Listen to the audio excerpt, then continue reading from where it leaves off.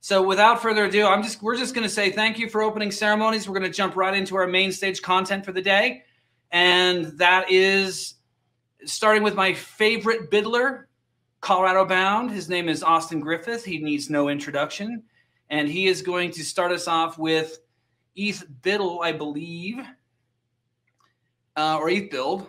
Whatever he's doing nowadays, I can't even keep track. So Austin, you've got it. Have fun, guys. What's up, everybody? What up, ETHDenver? Got my Buffacorn bow tie rocking, popping and flopping. I just came down from the mountains to show you guys some Scaffold-ETH, but let's just go up to a higher level. Thank you, John. Thank you, ETHDenver, and everybody who has already presented really awesome stuff.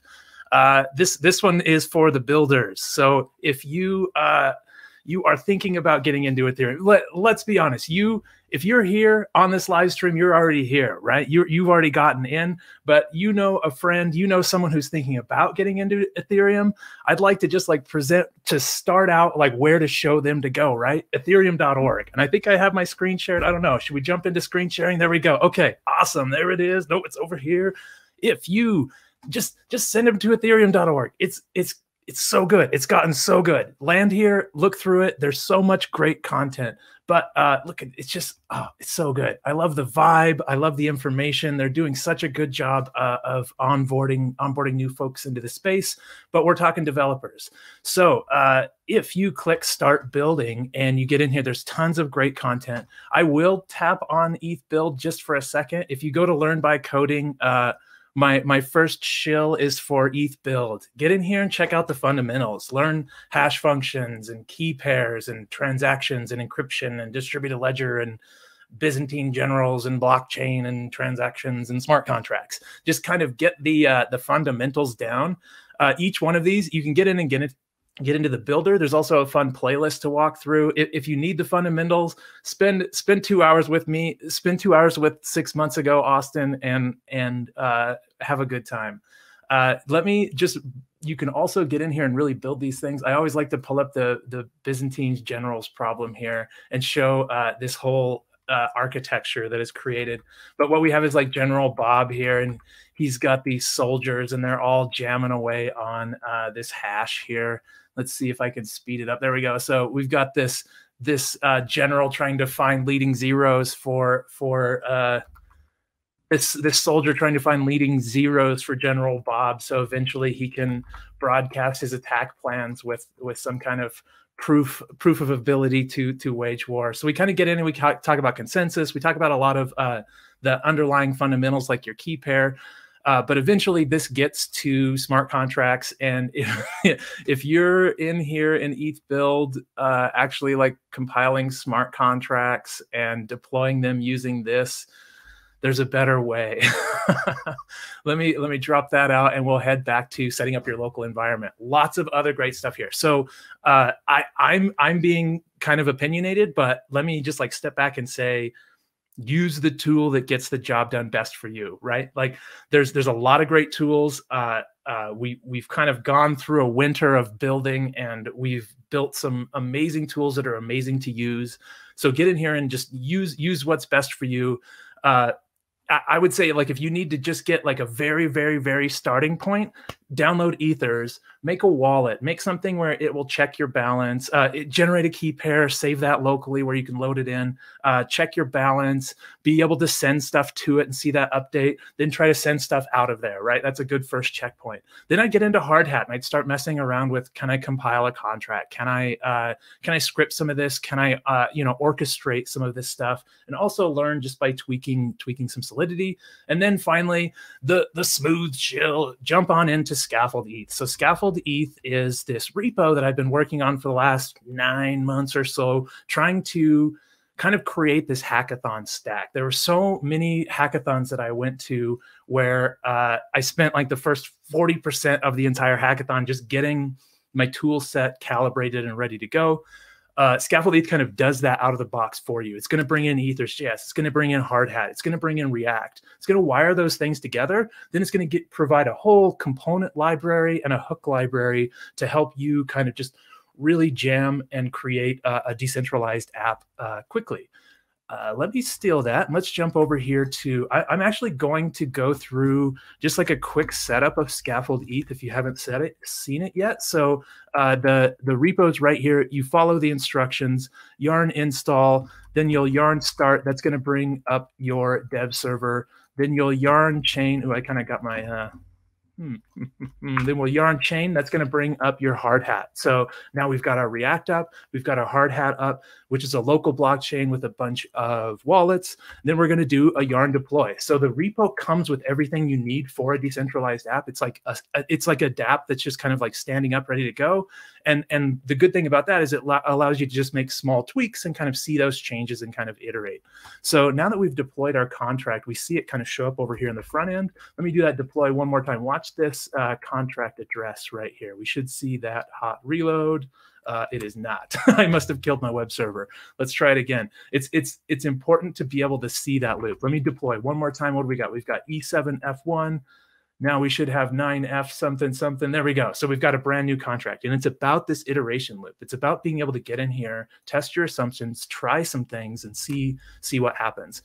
2 links that I have right here in the repo other than the local host is Solidity by Example and Solidity Global Units. This is where I start. When I sit down, I'm like, okay, I'm going to build an NFT project with some bonding curves and some cool stuff.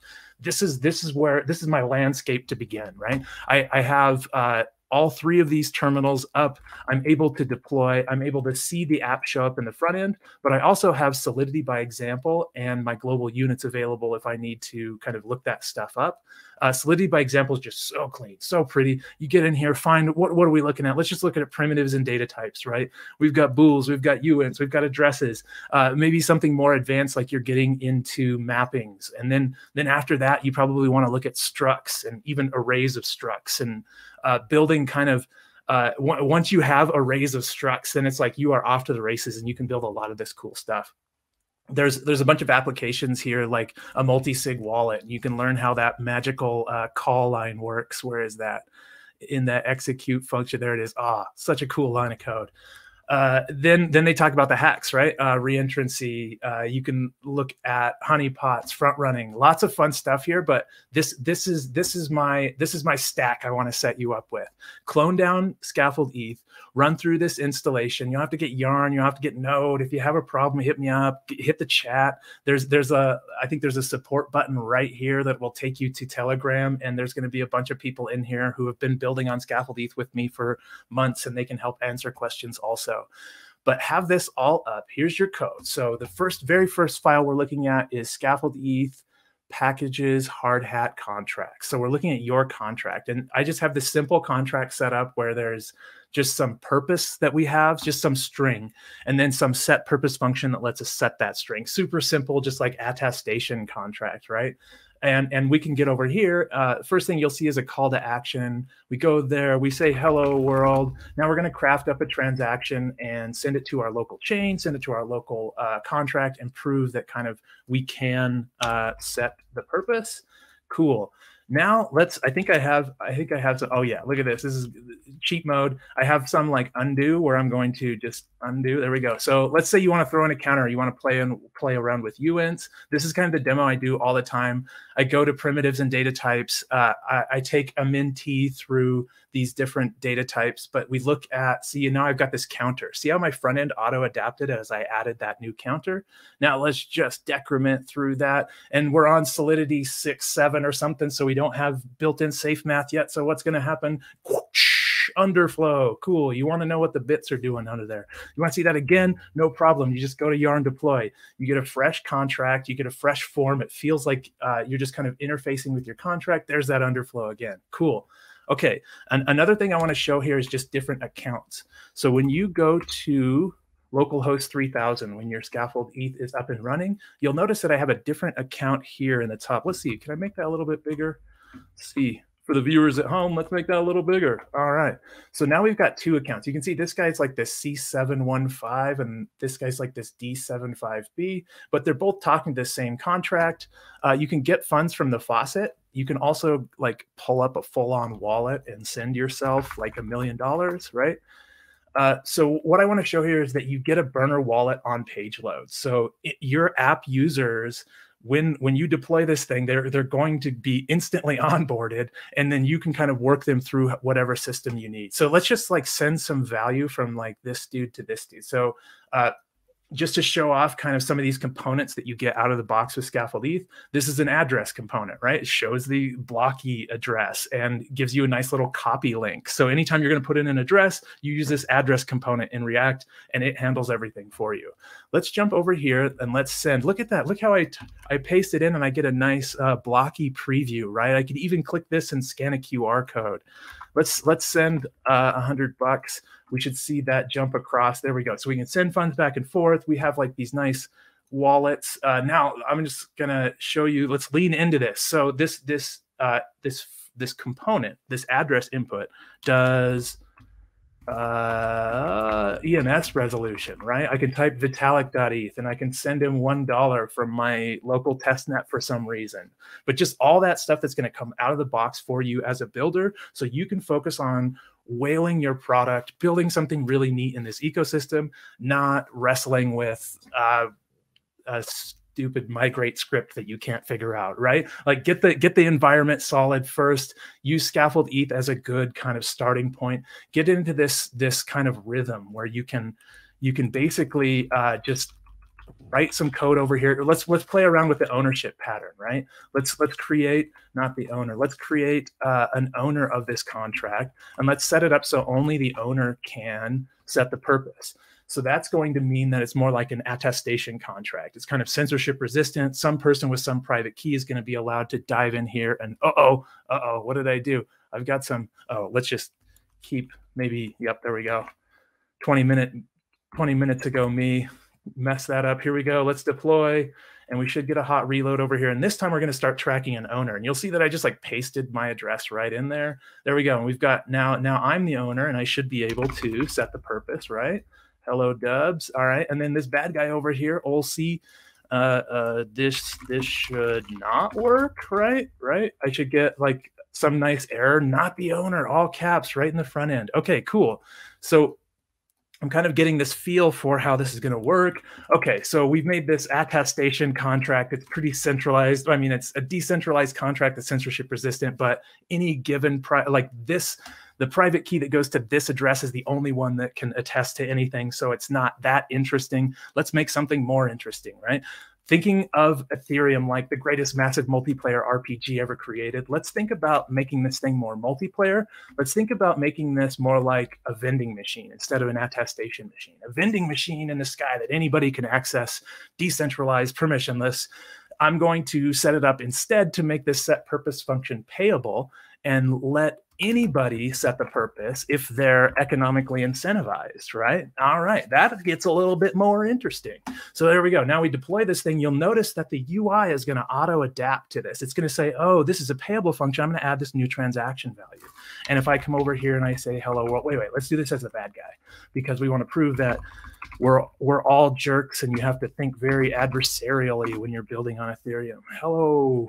No, I'm going to say hello jerks. Love it. Love it. Okay. Now, if I send in not enough Ethereum, we are going to see it fail saying not enough. But if I send in the right amount, and by the way, look at this. Isn't this clunky? This is kind of clunky, right? I'm putting in the amount in ETH, and we can see in a smart contract, yes, I have it set up to be 0.001 Ether, but I force the developer to have to hit this stupid green button over here to take it times 10 to the 18 to realize the mental model, the difference between Wei and ETH, and how they have to convert it to Wei going into the machines. But humans like seeing it like this, but machines don't like effing around with floating point math. There we go. So this guy was able to pay to set the purpose.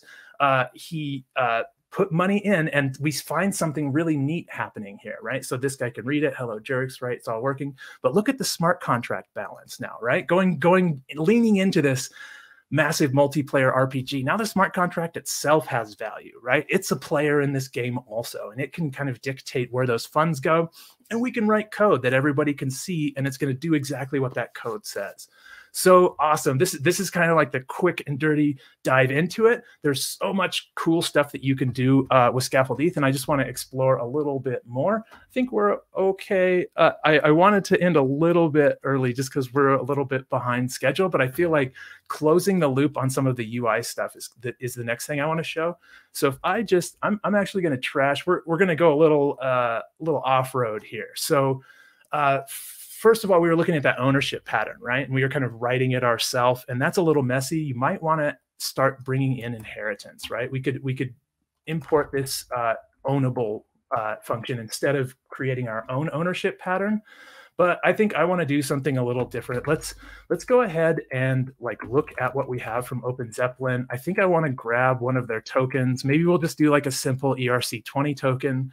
But kind of showing this idea of stuff coming off the shelf is kind of important here. There's a ton of composability, a ton of stuff that's already been created for you. Let's see, where am I going here? What am I going? Let's grab a token. Let's grab this guy. It's weird. I don't see. Oh, that's what I wanted right there. I think I just want that string, right? And we're going to go here, something along the lines of that. Something along the lines of that. We're going to say our contract is an ERC20. And what else do we need to do? We need to say ERC20, we're just going to call this your token, YT, and then we'll mint ourselves some. And let's just go ahead and mint this front end guy some here. Oops. And what is it? Parse. Wait. What do we want? How much? 1,000 times 10 to the, how many? 1,000 ether? I don't know. Let's do times 10 to the 20 since it's a token and not the 18, I mean. Okay, cool. Let's see that. Let's see that go. All right, let's make sure this deploys. I don't know if it even will. Let's see. We don't want console log there. Oh, I didn't even show the console log. Oh, man. Okay, so if I go over here and I do 0.001 and I pay for it, oh, no. Oh, no. No. Oh, yeah. It's not going to let me do that. It's going to make me do that first. There we go. And I pay for it. Something neat happens over here. We get a console log. Look at that. So from our smart contract, we were able to console log, and we see that over here in the console. Should have hit that first. Okay, let's see. Where are we at? We need a semicolon. How's our code looking? Can we deploy this thing? Boop, boop, boop, boop, boop, boop, boop, boop, boop, boop, boop. All right, there we go. So our token is deployed locally, and we can get in here and maybe like check the balance of this dude, right? That's what we wanted to see. Awesome. Okay, so he has a balance. That's pretty interesting. The next thing to do usually, and I have a bunch of stuff on my Twitter, I run through this, create a vendor contract, right? Set it up so the token mints to the vendor, and then the vendor can sell those tokens and you kind of have some set price. And that's cool because you just basically set up a buy tokens and you do some message.sender, message.value stuff. But then the next phase is have it buy and sell tokens, create liquidity in that vendor. And when you create that liquidity, then someone is going to have to do this whole approval pattern, and you're going to go through the approve pattern. And it's good to like see that in the, it's good to go through the approve pattern as a developer and see it and feel it and understand the UX. So then once you get to the point of building an app, it's sort of like in your head what the mental model is going to look like. And speaking of building an app, once you kind of have this contract working the way you want it to, you are ready to sort of get into your example UI. And in the example UI, I have all these examples of how to, display an ENS address, display an address, display a balance in different like big numbers and small numbers, and how you can show it in USD. Then I have all these buttons that show you like all the different ways you can set the purpose on this set purpose function. Oh yeah, I think it's already, yep. I've already broken it because we're already on to deploying a token, and that's fine. Okay, so your front end is going to be the hardest part. I know it sounds crazy, but writing Solidity is technically like writing Solidity is very easy. Writing a secure system of Solidity is like very, very, very, very complicated. But getting the Solidity down and getting it working the way you need is actually probably the easiest part between building the UI and getting it in people's hands and seeing how they use it, seeing, you know, what needs to change. So Scaffold-ETH tries to get you to that as fast as possible. And I want to show that here. Let's see if we made a transfer function here. No, we don't have time for that. We don't have time for that. If I made a transfer function, I would just put, basically, let's say I was deploying this token as an app. I would deploy the contract like it's deployed, and then I'd get in here and I'd set up some kind of UI that lets me do the transfer. So technically, where's that? Do we still have our this dude, our bad guy? Nope, new bad guy. Okay, but we're going to transfer him some tokens. All right, so let's grab bad guy's address, go to the transfer, send 10 of our 1,000 tokens, and they're sent. So now if bad guy goes and checks his balance of, he's got 10. Okay, this UI is just for you. It's for you as the developer to poke around, calibrate, get set up. Then you start carving this stuff out. You start looking at this example UI and you build a good UI. What this needs, this token right now, it needs this wallet UI, right? It needs an address input where I can say AustinGriffith.eth, or I can hit the scanner button, or I can type in 100 USD instead of, you know, going between ETH and back, right? These handy little components. So if I was deploying this as an app, I would build that out next. Then the next thing you want to do, and by the way, let's go look real quick at, you've got your app.jsx with tons of hooks and things from the front end. You've got components and a lot of other, and there's the example UI view there. Okay, but let's go back to deploying real quick. I'm just going to point this at a live network. I was thinking mainnet. I don't want to deploy a token to mainnet though. I just can't do it. I think the gas is too expensive for me right now. I'm going to go to XDAI. So look at this. So what are we doing? We're deploying a token with a UI to XDAI. Let's say ETHDenver 2021 had food trucks and we were there. What would the system look like if you wanted to buy food at the food trucks? Well, you would create this token, right? And you would deploy it to XDAI. So to do that, I'm just going to do, well, I'll have to do a yarn deploy, but I think I need to generate an account here. Ooh, he's going to the burner wallet. I'm going to have to grab a burner wallet. Actually, I'm going to use instantwallet.io. It's a wallet built with Scaffold-ETH. And I'm going to do a yarn account here. And I'm going to send some money from my burner into this deployer account. Boop, boop, boop, boop. Oh, yeah. You guys knew you'd see some QR codes here. I'm going to send this dude 25 cents. All right, there we go. So we got 25 cents in XDAI on my deployer account. Now I can do a yarn deploy. And hopefully this token just goes to XDAI. Okay, now I could copy this and I could go to some disinterested third party like Block Scout. My token is up, right? But when you're building an app, there's kind of two satellites. There's your contract and your front end, right? And this is pointed up at XDAI. Now you need to point that guy up at XDAI. And we're going to do that right here. First line of your front end is what network do you want to talk to? I'm going to point that bad boy at XDAI. Now, when our app reloads, we're going to see boop, boop, boop. Okay, so here's our contract, 4DF3. Yeah, let's click on it. What happens when I click that address? Oh, it took us to Block Scout. Instead of taking us to Etherscan, it detected the network and took us to the correct Block Explorer. Out of the box, that address component knows, oh, you switched contexts here. I'm gonna take care of you, right? So we've got our app. It's out on XDAI. This dude probably has 1,000 tokens. Yes, very nice. Okay, so you've got your app. It's ready to go. It's time to show the judges, right? I'm going to do a yarn build, and that is going to take a minute because it's going to build the static site. So I can't deploy this thing all the way to production quite yet. So in the meantime, I just want to show, let's see, what else do we have to talk about? So thinking about how these structures, we're talking a lot about structures of coordination.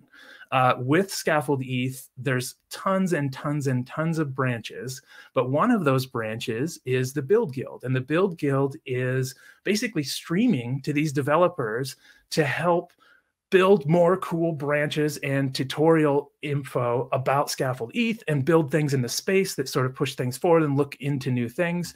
Just check out the active branches on Scaffold-ETH, when you get a chance, we're playing around with our tokens, the Diamond Standard, Chainlink, Denial of Service, Chainlink, Mainnet, Minimal Proxy, Lender, Honeypot, Staking Example, and that's all from just the last week.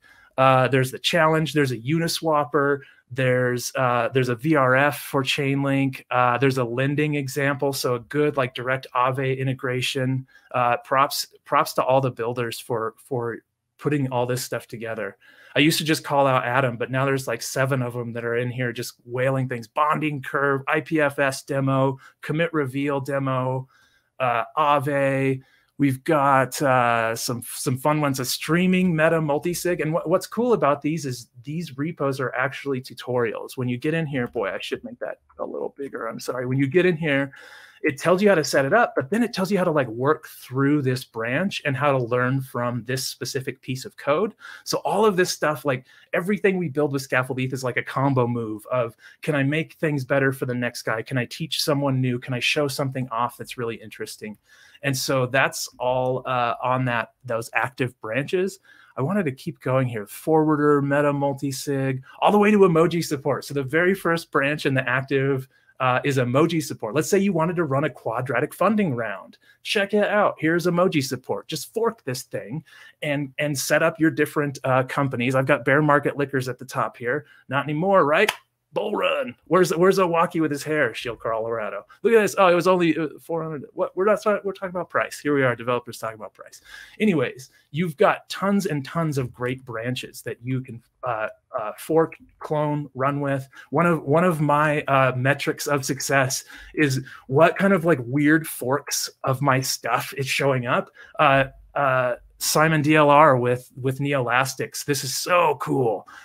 Nifty Inc. is probably like more of a slow pitch fork, but we made Nifty Inc. to be like automatic artist onboarding. An artist like with nothing more than a tablet can use a meta transaction to get in here and draw some mountains for ETH build and put some blue and say ETHDenver and mint 4 of those and hit go. Look at that. I have no gas. I have no even idea of what blockchain is. You can see that I got a burner wallet when I landed there. I got in here, I just sketched some things and hit mint, and hopefully that goes in a second.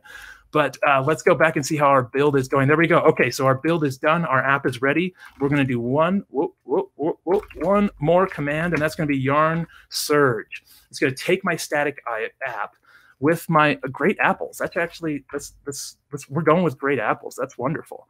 But now this app is live. It's going to be up here. Anyone can go to Great Apples. In that like 5-minute, 10-minute period, I sat down, made a token, deployed it, and then made this really junky, you should do a better job, junky app to be able to see kind of, let's go ahead and even transfer on XDAI to this guy. Let's send this guy 10 tokens. Please work first try. Oh, look at that. We've got that nice block native notification coming up. Matt will be talking soon. Props. Ooh, that's so good. And what happens when I click that? Does it take me to block scale? Ah, it's so clean. Okay, so now if I grab this dude, I go balance of, there we go. Boom. All right. So awesome. We were able to deploy an app all the way to production. Really stood something up quickly, tried something out, put it in someone's hands, let them play with it. Let me see what else. I think I've got to be about done here. Let's see. Anything else? It did mint, by the way. ETHDenver, it did mint. I'm going to put this. Look at this. I am an artist, and I have not done anything in terms of gas or anything. I've just built I drew something cool, and I'm going to go ahead and set the price of this for $10. So as an artist with the burner wallet, I've been instantly onboarded. If someone buys this, I'm going to have XDAI. I'm going to have money. I'm going to be part of this network already. Okay, challenge. Yes. So if you go to Scaffold-ETH, there's challenge number 1. Once you think you've got it, you've tinkered with Solidity, by example, and Scaffold-ETH, you're ready to build an app or at least test your knowledge. So here we go. If you want, there's challenges. So the first challenge is just to build a decentralized staking app.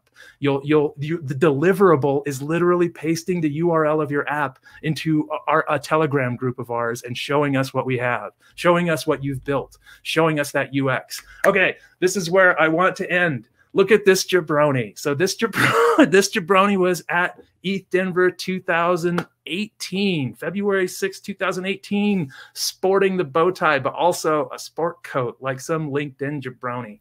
But here we go. I want to talk to this guy real quick. There's this thing called the Dunning-Kruger, and you kind of you think that you're a genius.